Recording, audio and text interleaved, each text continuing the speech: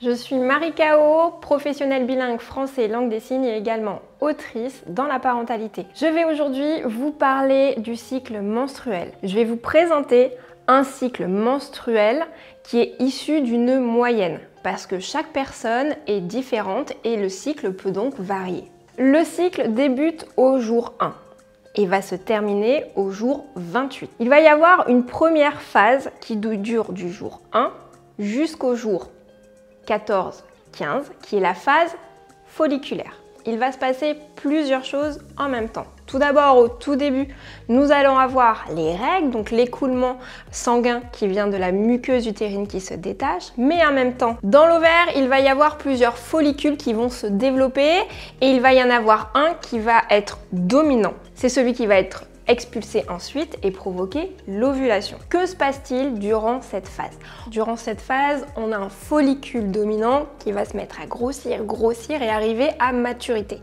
Une fois à maturité, il va venir s'ouvrir et libérer un ovule. Cet ovule va descendre dans les trompes de Fallope et c'est à ce moment-là qu'il peut y avoir fécondation.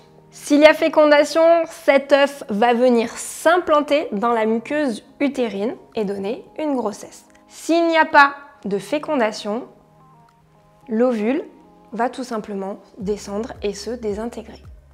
Ensuite, nous passons à la phase lutéale qui part du jour 14 jusqu'au jour 28. Durant cette phase, plusieurs hormones vont entrer en jeu, notamment la progestérone qui va permettre à l'endomètre de continuer à s'épaissir dans le but d'une potentielle grossesse, et s'il n'y a pas nidation, donc l'œuf qui s'accroche dans cette muqueuse, elle va tout simplement venir se détacher et se désintégrer, créer des saignements qui nous ramènent au jour 1 d'un nouveau cycle.